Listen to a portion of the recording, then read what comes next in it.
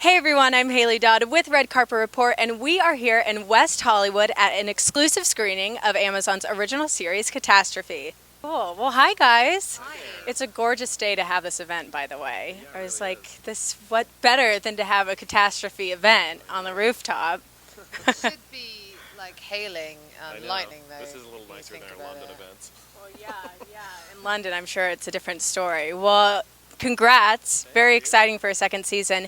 What was the writing process like for this time around? What were there ideas or concepts that you definitely wanted to touch upon?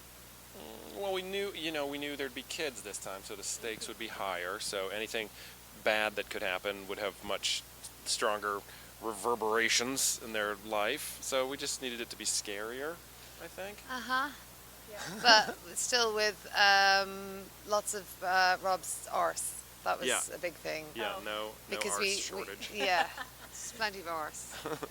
Well, great. When you first started out, how was your comedy styles meshing when you were writing the script together? Were there a lot of compromise that you had to make, or was it easy for you? Well, Rob just kept trying to get his own agenda Yeah, in very- there. Very American, Always sort of. taking the wheel. Very political. Extremely political. No, we kind of got a similar kind of style anyway.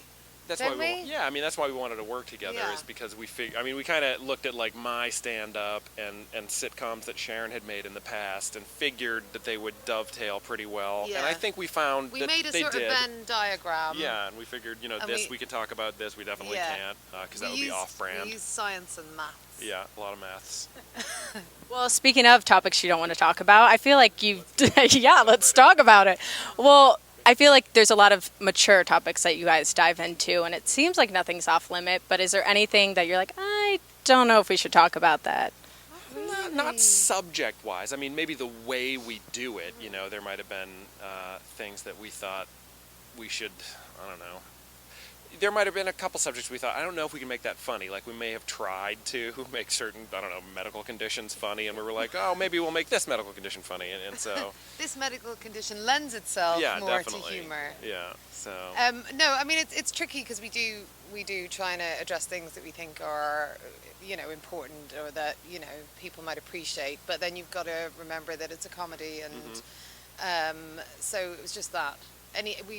We're happy to talk about anything as long as we can find a way to make it funny, so it doesn't veer too much towards the drama sort of side. We're very mindful of our laugh per minute ratio, so we don't want to veer too.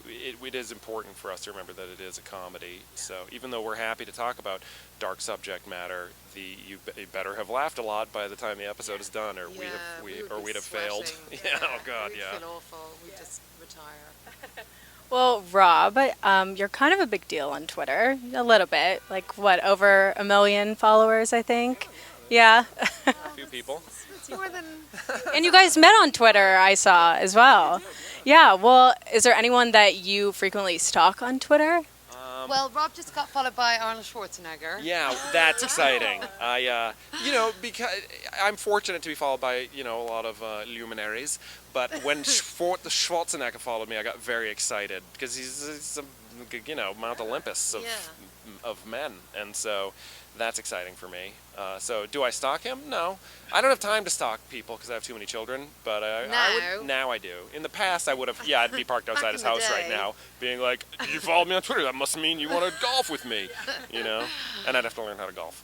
You're gonna have to send him a DM though. You know that. Yeah, I'll do that. Just like, Yeah. hey, Yeah. what's going on? I know.